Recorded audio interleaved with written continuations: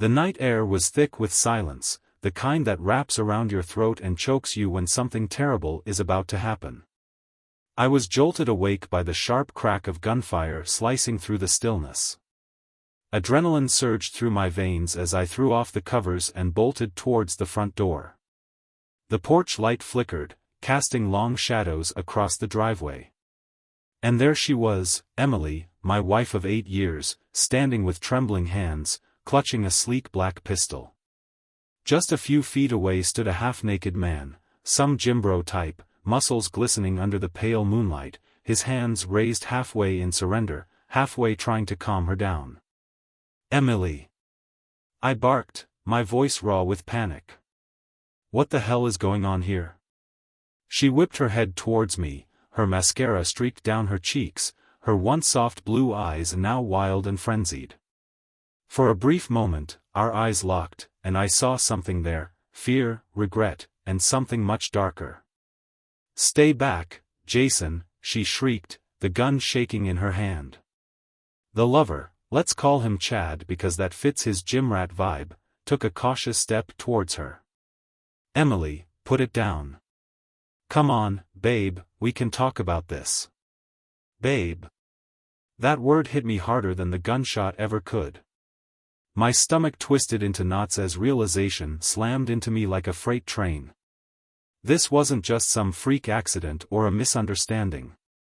My wife wasn't being held hostage or threatened. No, this was something far worse. She wasn't the victim here. I spotted an old wooden baseball bat leaning against the porch railing, probably left there after last summer's barbecue. My fingers closed around its handle as my chest heaved with anger and confusion. "Talk about what, Emily?" I asked, stepping closer, my knuckles white against the bat's grip. "Explain this to me, right now." Emily's face contorted, torn between tears and rage. "Jason, please, just go back inside. This doesn't involve you." "Doesn't involve me? Doesn't involve me?" The audacity of that line almost made me laugh.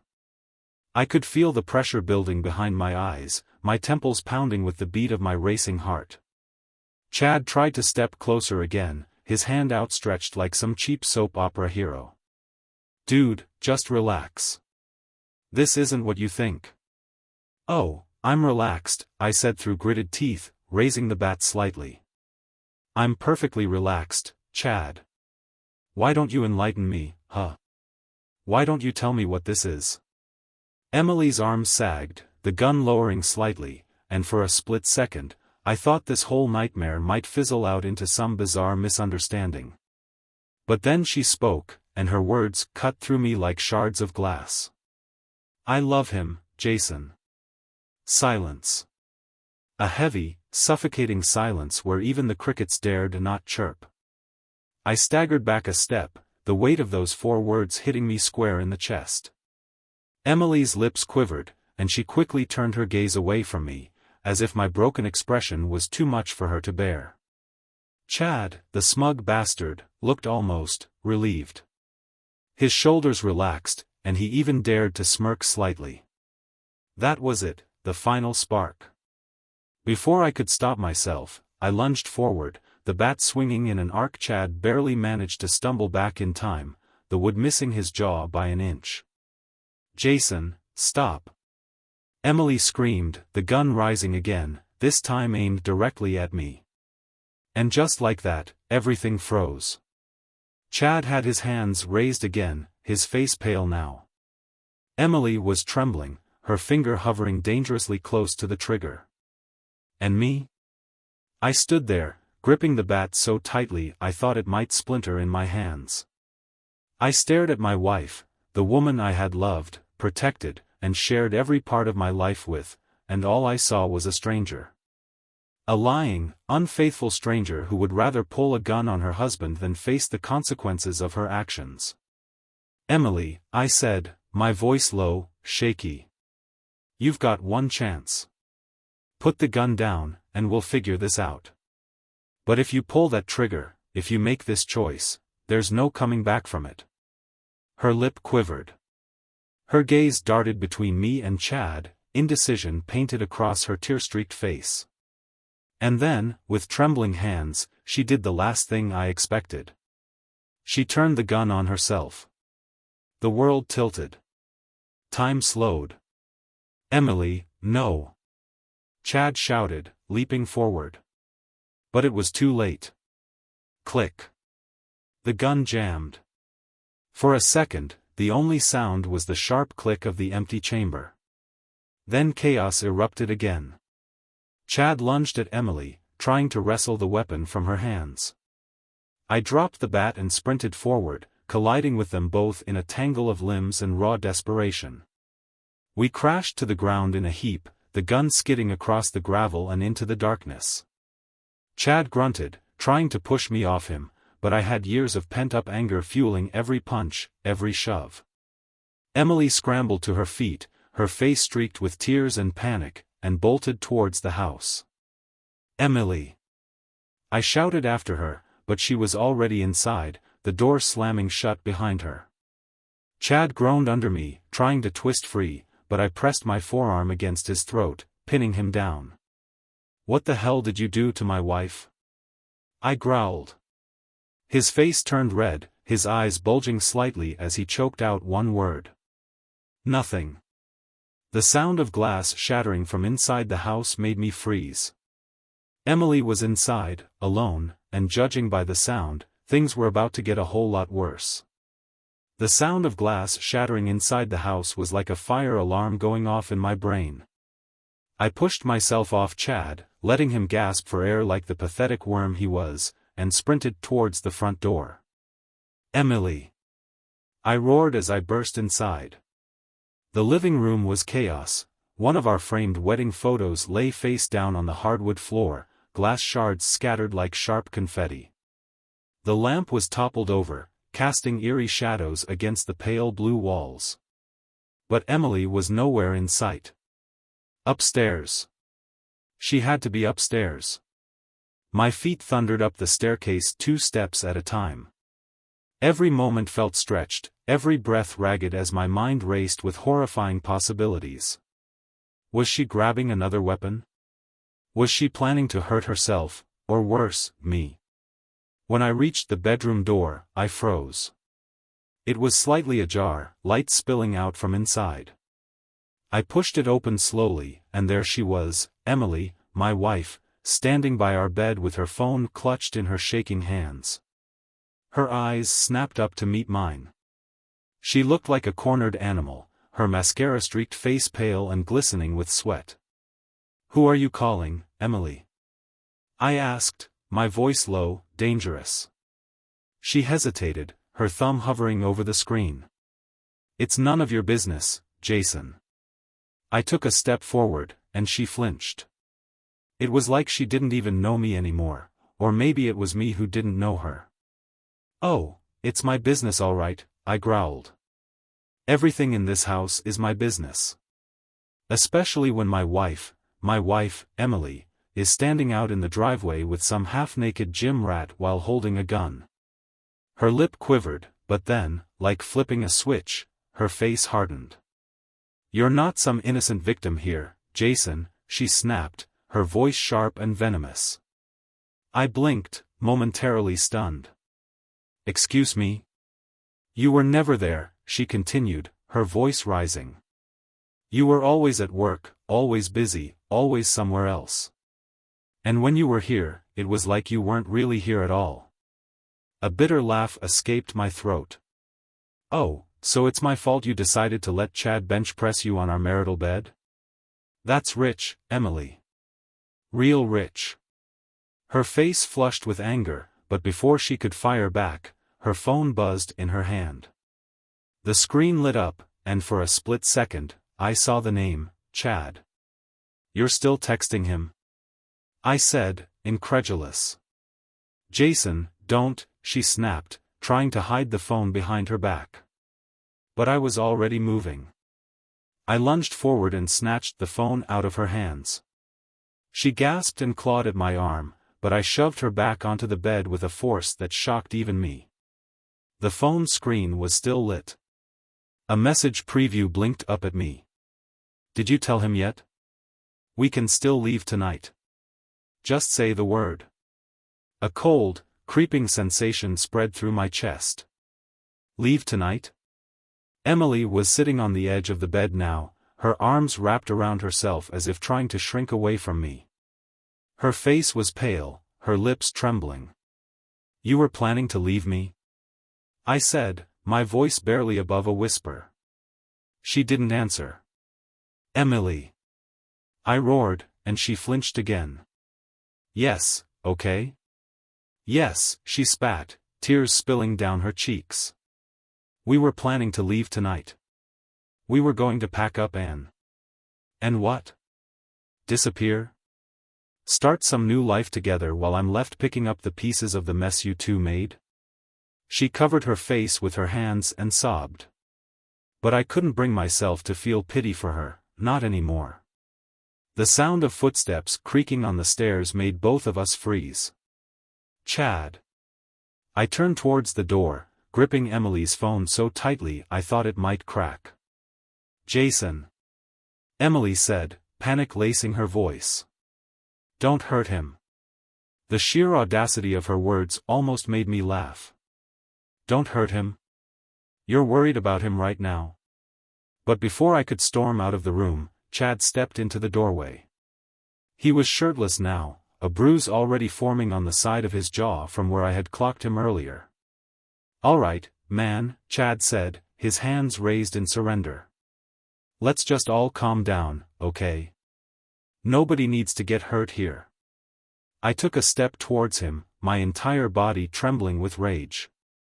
You've got some nerve showing your face in here, Chad. In my house. In my bedroom. Emily scrambled off the bed and placed herself between us, her arms outstretched like some sort of shield. Stop it, she screamed. Both of you, just stop it. But I wasn't hearing her anymore. My entire focus was on Chad, the man who had slipped into my life, into my marriage, and thought he could just waltz away with my wife. Get out of my house, I said through gritted teeth. Now. Before I do something we'll all regret. Chad hesitated, his eyes flickering to Emily, who was shaking her head frantically. Go, Chad, she yelled. He didn't need to be told twice. Chad turned and bolted down the hallway, his footsteps pounding against the wooden floor as he disappeared into the night. Emily collapsed onto the floor, sobbing into her hands. And for the first time in this entire mess, I felt empty. The rage, the confusion, the heartbreak, it all drained out of me in one sudden wave, leaving me hollow and cold. Jason, Emily whimpered from the floor. But I couldn't look at her. Not anymore. I turned and walked out of the room, the broken pieces of our marriage scattered behind me like the shards of glass on the living room floor. The house felt haunted. Not by ghosts, but by the echoes of shattered trust, broken promises, and the ghost of the love we once shared. I stood in the dimly lit kitchen, gripping a half-empty glass of whiskey so tightly I thought it might shatter in my hand. My reflection stared back at me from the kitchen window, a hollow-eyed man with a clenched jaw and the weight of the world on his shoulders. Upstairs, I could still hear Emily sobbing softly.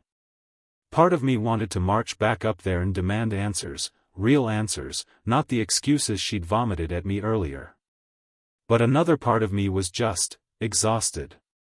The front door was still wide open, a breeze carrying in the faint smell of rain. Chad was gone, thank God.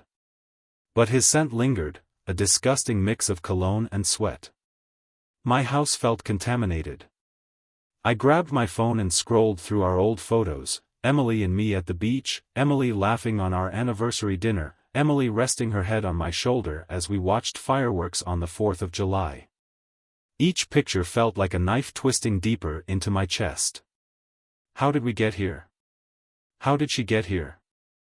The silence was broken by the sound of hesitant footsteps behind me. I didn't have to turn around to know it was her. Emily stood there, wrapped in one of my old sweatshirts, her mascara-streaked face pale and hollow.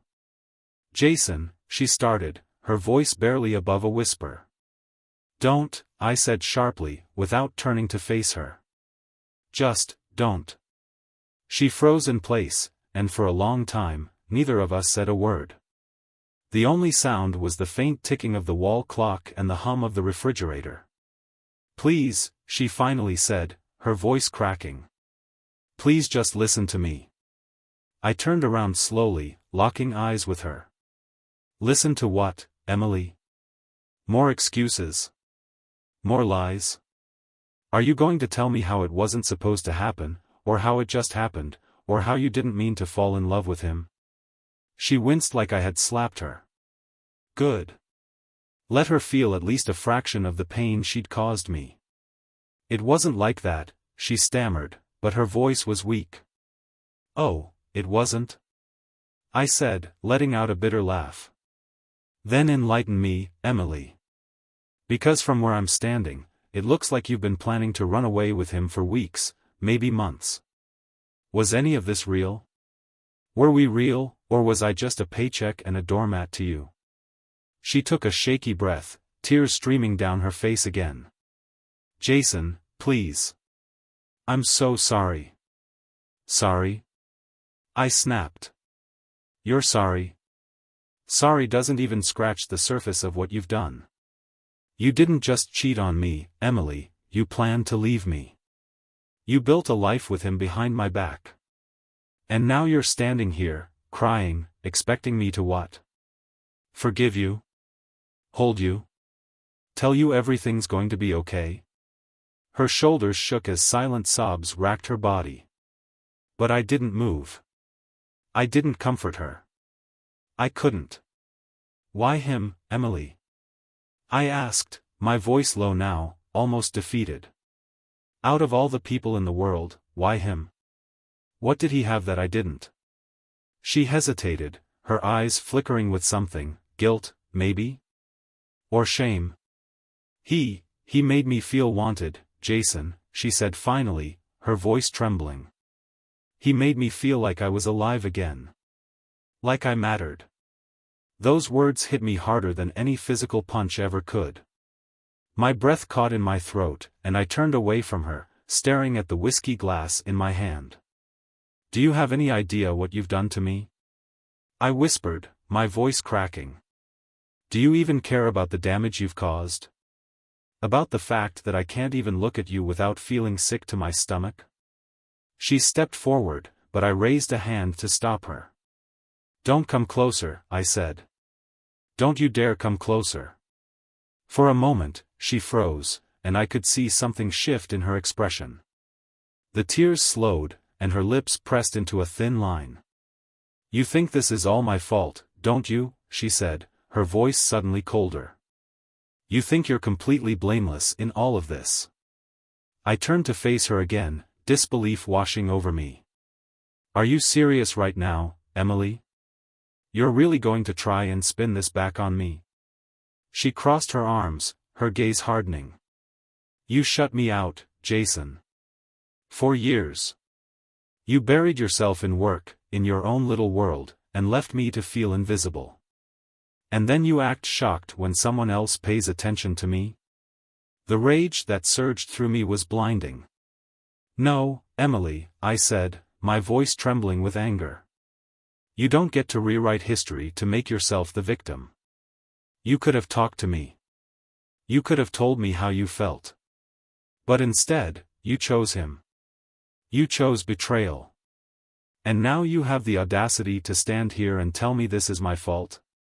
Her shoulders slumped, and the fire in her eyes flickered out. We stared at each other across the kitchen, two broken people standing in the ruins of what used to be our marriage. I can't do this, I said finally, my voice hollow. I can't even look at you right now. I set the whiskey glass down on the counter and walked past her, heading for the front door. Where are you going? She asked weakly. Out, I said without turning around. The cold night air hit me as I stepped outside. The driveway was empty, the gravel still marked by the scuffle from earlier. I walked down the street, the weight of everything crushing down on me. The anger, the hurt, the betrayal, it all mixed together into a storm inside my chest. I didn't know where I was going, but I knew one thing for sure: I couldn't stay in that house. Not with her. Not tonight. The night air hit me like a slap to the face, cold and sharp, but it wasn't enough to clear the chaos in my mind. My feet moved on their own, one step after another, carrying me away from the house, the scene of my humiliation, my heartbreak, my rage. The quiet suburban street was lit only by flickering streetlights, and the faint smell of rain lingered in the air. I had no destination in mind. My hands were shoved deep into the pockets of my hoodie, my head down as I walked aimlessly. My phone buzzed twice in my pocket, but I didn't check it. I knew it was her. Emily. The woman I had spent the last 7 years building a life with. The woman who had been planning to leave me in the dead of night with some wannabe fitness influencer. My stomach turned at the thought. Chad. Even his name tasted bitter in my mouth. After what felt like an hour of walking, I found myself standing in front of O'Malley's pub, a dive bar I hadn't set foot in for years. I pushed the door open, and the smell of stale beer and fried food hit me like an old memory. The bartender, a grizzled man in his 50s named Hank, looked up from polishing a glass. Jason? Haven't seen you in ages, man.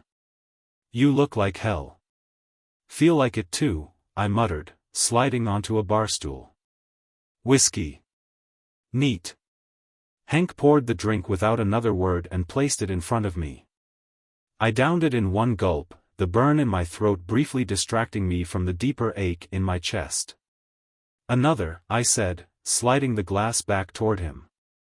The bar was mostly empty, just a few scattered patrons staring into their drinks or watching a muted sports game on the TV above the counter. A woman sat at the far end of the bar, her red lipstick smudged and her eyes glassy. She caught my gaze briefly and offered a small, knowing smile before turning back to her drink. Hank poured me another glass, and I sipped it this time, letting the warmth spread through me. You look like a man with a story to tell, Hank said, leaning on the bar across from me. I stared into the amber liquid in my glass, my voice low. You wouldn't believe me if I told you. Try me. I took a deep breath and let the words spill out. The driveway, the gun, Chad's smug face, Emily's tears, the texts, the plans to leave me, it all came pouring out like poison being drained from a wound. Hank listened quietly, his expression unreadable, only nodding occasionally. When I finally finished, I felt like I had run a marathon. My chest was tight, my throat raw. Damn, Hank said finally, pouring himself a drink. You know, Jason, I've seen a lot of messed up stuff in this bar. But that's a special kind of cruel. I nodded, swirling the whiskey in my glass. Yeah. It is. For a while, we sat in silence. Hank served other customers, and I nursed my drink, staring blankly at the television screen. Outside, the rain started falling, a soft drizzle at first, then a steady downpour. My phone buzzed again. I finally pulled it out and looked at the screen. Emily, 5 missed calls, 3 messages. Jason, please come home. We need to talk. I'm so sorry. Please. I shoved the phone back into my pocket. Her words felt hollow now, just ink on paper, empty and meaningless. The bar door creaked open, and a group of rowdy young men stumbled in, their laughter breaking through the heavy air. I stared at them for a moment, remembering a time when I was that carefree, that blissfully ignorant. Hank leaned back against the bar, his arms crossed. So what now, Jason? You going back to her? The question hung heavy in the air. I didn't have an answer. I don't know, I admitted. How do you go back after something like this? How do you look at her and not see him? How do you ever trust her again? Hank sighed, shaking his head. Trust, Jason, is like glass. Once it's shattered, you can try to glue it back together, but it'll never be the same. You'll always see the cracks. Some people can live with that. Others can't. His words hit me harder than I expected. Could I live with the cracks? Could I live with the constant doubt, the paranoia, the endless replay of tonight in my mind every time she looked at her phone or left the house? My phone buzzed again, but this time, it wasn't Emily. It was a number I didn't recognize. I hesitated, then answered. Hello? A voice crackled on the other end. It was a man, shaky and breathless. Jason, it's Chad. Every muscle in my body tensed. What the hell do you want? Listen, man. Emily's not okay. She's talking crazy. Saying stuff about ending it all. I don't know what to do, man. You need to get back here. Now. My blood turned to ice. The call disconnected, and I stood up so fast my bar stool nearly toppled over. Hank looked at me, his brows furrowed. What is it? He asked. I need to go, I said, throwing some cash on the bar and bolting for the door. The rain drenched me instantly, but I didn't care. My feet pounded against the pavement as I sprinted back toward my house, my mind racing with every worst-case scenario imaginable. Emily, don't you dare. The driveway came into view, illuminated by the faint glow of the porch light. The front door was ajar, swinging slightly in the wind. I stepped inside cautiously, my shoes squeaking on the hardwood floor. Emily? I called out, my voice echoing through the silence. No response. And then I heard it. A faint click. Upstairs. My stomach dropped as I bolted up the stairs, my heart slamming against my ribcage. The door to our bedroom was wide open. Emily stood there, trembling, with something metallic glinting in her hand. Emily! I shouted. She turned to face me, her eyes red and wild. And then the world went silent. Time froze as I stood in the doorway of our bedroom, rainwater dripping from my clothes onto the wooden floor. Emily stood across the room, clutching the gun with trembling hands. Her mascara-streaked face was wild with panic, and her chest heaved as if every breath was a struggle. Emily, put it down, I said softly, raising my hands as if I were trying to calm a wild animal. Her eyes darted around the room, unfocused, glassy, as though she couldn't even see me. Her knuckles were white as she gripped the weapon, her finger hovering dangerously over the trigger. Jason, I didn't mean for any of this to happen, she stammered. I swear, I didn't. I didn't want. Hey, I interrupted, stepping cautiously into the room. We can talk about this, all right? But you need to put the gun down first. Behind her, the window was open, rain spraying into the room and soaking the curtains. A cold draft swept across my face, carrying with it the faint smell of gunpowder. My eyes flickered briefly to the nightstand. There was a shattered photo frame on the floor, the two of us on our wedding day, smiling like idiots. You hate me now, don't you? Emily's voice cracked as she lowered the gun slightly, her arms trembling under its weight. You think I'm worthless. A liar. A cheater. You'll never forgive me, Jason. I know it. I took another slow step forward. Emily, listen to me. I'm not going to stand here and tell you everything's okay, because it's not. But this isn't the way out.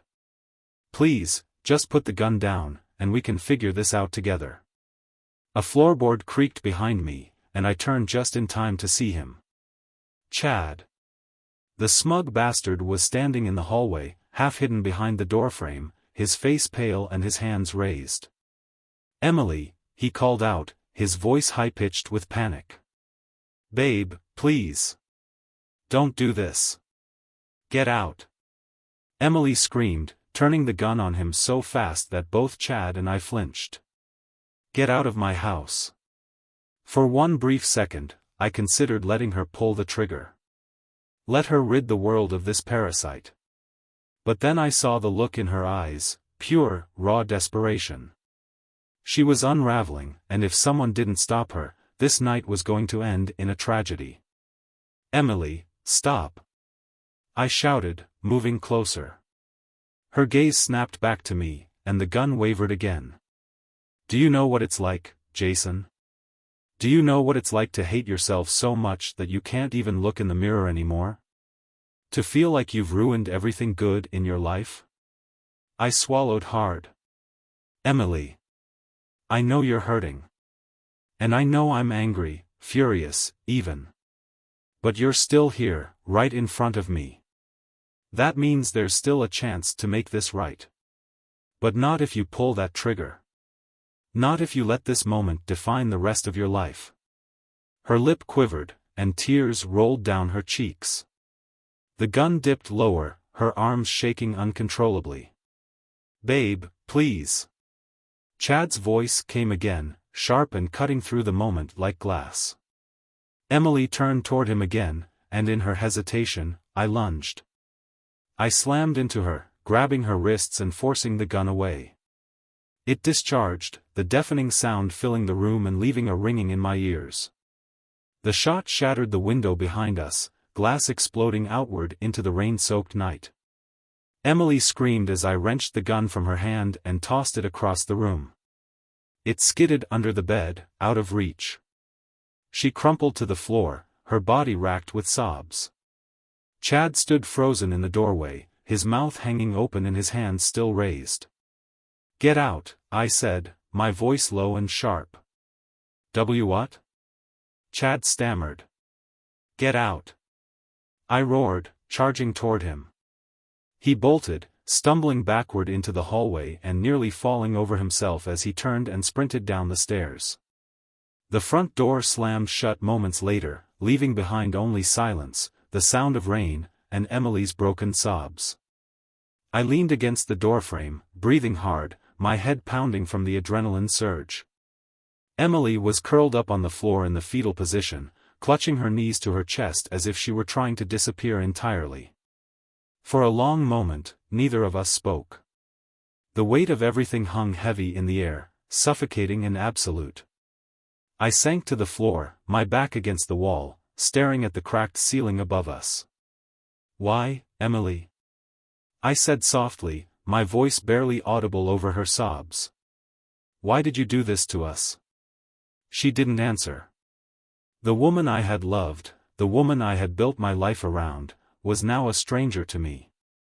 This person lying on the floor, broken and hollow, wasn't the Emily I had married. Or maybe she was, and I had just never seen it before. The rain outside grew heavier, pounding against the shattered window like a drumbeat. I wanted to scream, to break something, to demand answers from her until my throat was raw. But instead, I sat there in silence, staring at the floor, feeling the cold draft from the broken window wash over me. Emily's sobs eventually quieted, replaced by shaky breaths. "Jason," she whispered. I closed my eyes, exhaustion washing over me. "Don't," I said, my voice hollow. "Just, don't." I didn't have the energy for her apologies, her explanations, her empty words. Not tonight. We sat there, two broken people in a broken home, surrounded by shattered glass, a smoking gun, and the ghosts of everything we had lost. The hours that followed felt like an eternity trapped in purgatory. Emily sat curled on the floor near the bed, knees drawn to her chest, her face buried in her trembling arms. I stayed by the door, leaning against the wall, my head tilted back as I stared at the cracked ceiling. The smell of gunpowder still lingered in the air, mixing with the damp chill from the broken window. Neither of us spoke. The silence was thick, oppressive, and filled with all the words we were too afraid to say. I wanted to scream at her, to demand answers, to ask her how long she had been living this double life, smiling at me while slipping off to him.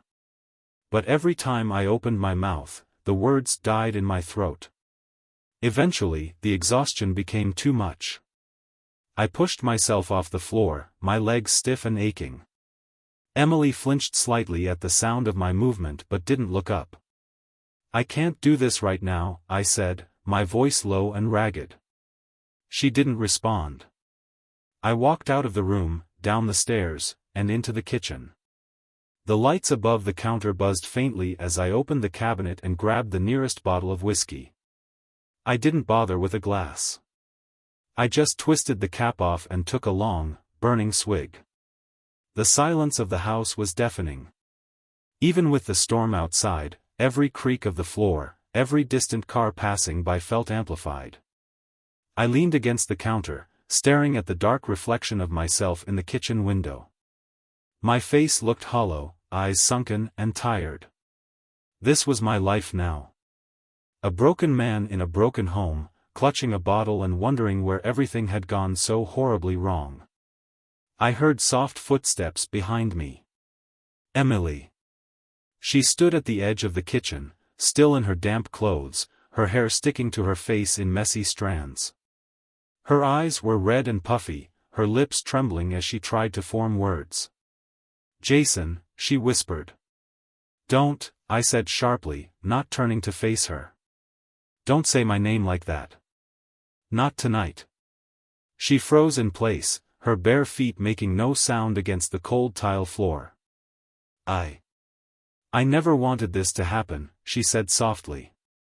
A bitter laugh escaped me as I took another swig from the bottle. "Well, Emily, it did happen. You made sure of that." She flinched as if I'd struck her. "I'm sorry. I know that doesn't fix anything, but I need you to know, I never stopped loving you." That was it. That was the line that finally made me snap. I slammed the whiskey bottle onto the counter, the glass clinking violently. I spun around to face her, my voice low and sharp. "Don't you dare say that to me. Don't you dare stand there and tell me you love me after everything you've done." Tears welled up in her eyes again, but I couldn't bring myself to care. "Not now. Do you know what it felt like, Emily? To see you standing there with him? To hear you making plans to leave me like I was some disposable piece of trash you could just throw away when you got bored?" She covered her mouth with her hands, muffling a sob. I shook my head and turned away, my chest heaving with anger. "I gave you everything. I worked late nights so we could have this house. I listened to you when you vented about your bad days. I held you when you cried. And all the while, you were sneaking around with Chad, a walking cliché in gym shorts. I was weak," she cried out suddenly, her voice breaking. "I was lonely, Jason. You were always at work, always distracted. And I know that's not an excuse, but I felt invisible. Chad made me feel seen. He made me feel wanted again." I turned to face her, my jaw tight. "That's the thing, Emily. You were wanted. You were seen. By me. But you chose to ignore that because you wanted something easier. Something shiny and new." She sank onto one of the kitchen stools, burying her face in her hands again. For a long while, neither of us spoke. The rain outside had slowed to a light drizzle, the sound of raindrops tapping softly against the broken glass upstairs. I grabbed the whiskey bottle again and walked past her, heading for the living room. "Where are you going?" she asked weakly.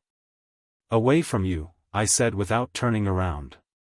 I dropped onto the couch and stared at the ceiling, the whiskey bottle balanced loosely in my hand.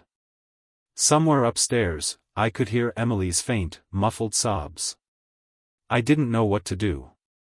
Divorce? Separation? Could I ever forgive her, even if I wanted to? Every time I closed my eyes, I saw her with him. Every smile she gave me now felt like a lie. Hours passed. The sky outside started to lighten with the pale glow of dawn. At some point, Emily had moved to the living room. She sat on the opposite end of the couch, clutching a blanket around herself like it was a shield. Her voice was barely above a whisper. "Do you want me to leave?" The question hung heavy in the air. Did I? I closed my eyes and let out a slow breath. I don't know, Emily. I just don't know. The sun began to rise, casting weak rays of light through the window blinds. It illuminated the room, highlighting the wreckage of our lives, the broken trust, the hollow stares, and the quiet despair in both of us. I felt like a man standing at the edge of a cliff, staring into the abyss below, with no idea whether to jump or turn back. Neither of us spoke again. But one thing was clear, this wasn't over. The sun crept over the horizon, spilling pale light into the shattered remains of our home. I was still on the couch, the now empty whiskey bottle rolling near my feet. Emily sat on the far end, wrapped in a thin blanket, her knees pulled to her chest. Neither of us had slept. The silence between us had grown heavier, thicker, like wet cement hardening around our limbs. Then, the doorbell rang. We both froze. Emily's head snapped up, her eyes wide and fearful. I rubbed my temples and groaned. Who the hell is showing up at this hour? The bell rang again, followed by loud, impatient knocking. Bang bang bang. I got up slowly, my muscles stiff and aching. Emily stayed frozen on the couch, clutching the blanket tighter around her shoulders.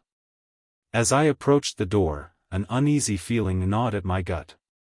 I cracked it open slightly and peeked through. There he was. Chad. Wearing the same stupid leather jacket he always wore, his face puffy and bruised, and his lower lip split open. His eyes were bloodshot, and he was swaying slightly on his feet. What the hell are you doing here, Chad? I growled through gritted teeth. Jason, man, listen, he slurred. He was drunk, or high. Maybe both. I just need to talk to Emily. She doesn't want to talk to you, I said firmly. Now get the hell off my porch before I need to see her, he shouted, stepping forward and placing a hand on the door. A sudden rush of rage flooded my veins, and without thinking, I shoved him backward. He stumbled down the steps and landed on the wet grass, his leather jacket now streaked with mud. From behind me, Emily appeared, her voice trembling. Chad, go home. But Chad wasn't listening. He scrambled to his feet, pointing a shaky finger at her. You promised me, Emily. You said you were leaving him. You said we were gonna be together. My vision went red. You promised him? I turned to Emily, my voice low and sharp. She froze, her face pale. Jason. It's not like that. Are you kidding me? You were planning to leave me? After everything? After all your lies, all your excuses? Chad staggered forward again, his voice growing louder. You love me, Emily. Tell him. Tell him the truth. Emily's face crumpled as she buried her face in her hands, sobbing. Stop it, Chad. Please. And then, it happened. Chad reached into his jacket pocket. The glint of metal caught my eye, a knife. Stay back. I barked, stepping in front of Emily. But Chad wasn't listening. He was muttering to himself, his glassy eyes flickering between me and Emily. If I can't have her, then no one can. Time slowed down. Chad lunged forward, knife raised. I reacted purely on instinct. My hand shot out, grabbing his wrist mid-air. We grappled violently, his knife inches from my face. I could smell the alcohol on his breath, the sweat on his skin. Drop it, you psycho. I roared, twisting his arm. He grunted, but his grip was ironclad. I slammed his wrist against the doorframe, once, twice, 3 times, until the knife finally clattered to the floor. But Chad wasn't done. He tackled me, and we both went crashing into the hallway. Furniture toppled, picture frames shattered. We rolled across the floor, fists flying, teeth gritted. Stop. Emily screamed, her voice breaking through the chaos. With every ounce of strength I had left, I pinned Chad to the floor, one hand pressed against his throat. His face turned red as he clawed at my arms. "You come into my house," I hissed through clenched teeth, "you threaten me? You threaten her?" Chad's eyes bulged, and for one horrifying moment, I felt like I might actually kill him. But then Emily's voice cut through the haze again. "Jason, please. Stop." I let go. Chad gasped and coughed, rolling onto his side as he sucked in desperate lungfuls of air. The sound of distant sirens broke the silence. Somewhere outside, blue and red lights flickered faintly through the curtains. Someone must have called the police, maybe a neighbor who heard the gunshot earlier, or the shouting just now. I stood up, breathing heavily, my chest rising and falling in sharp bursts. Emily stood in the doorway, tears streaming down her face, her hands trembling as she clutched the blanket tighter around herself. Chad sat up, his face twisted with defeat. This wasn't how it was supposed to go. I shook my head, disgusted. "Get out, Chad. And don't ever come back." The sirens grew louder. Chad stumbled to his feet and bolted out the door, disappearing into the early morning fog. The police arrived minutes later, officers with stern faces and sharp questions.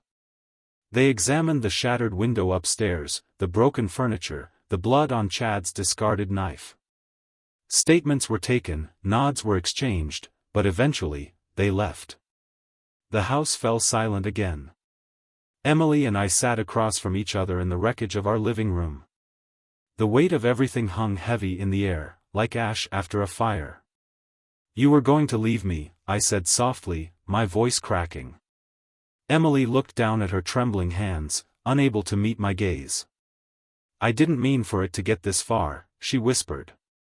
"But it did get this far, Emily. And now, I don't know if there's anything left to save." She started crying again, silent tears that dripped onto the torn blanket wrapped around her shoulders. I leaned back against the broken coffee table, staring up at the cracked ceiling, feeling more hollow than I ever thought possible. Outside, the first golden rays of daylight crept over the horizon. And inside, I felt like I was standing at the edge of an abyss, staring into a darkness I wasn't sure I could ever climb out of. The sun had fully risen, casting long golden rays across the wreckage of our living room. Emily sat slumped on the couch, clutching that frayed blanket like it was the last thing keeping her from falling apart. I stood by the window, staring out into the foggy morning street, watching faint shadows move in distant houses. Neighbors had seen. They always do. They'd talk. They always do. Neither of us said a word for what felt like hours.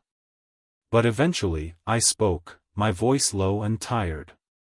"Emily, we can't keep doing this." She looked up at me, her eyes hollow, face pale. "Jason, please, don't say that." I turned to face her, crossing my arms over my chest. "Look around, Emily. Look at this house. Look at us. We're done. Whatever we had, it's dead." She flinched as if I'd struck her. "No, it's not. It doesn't have to be. We can fix this. We can go to counseling. We can." "Stop," I said firmly. "Just, stop." The silence stretched again.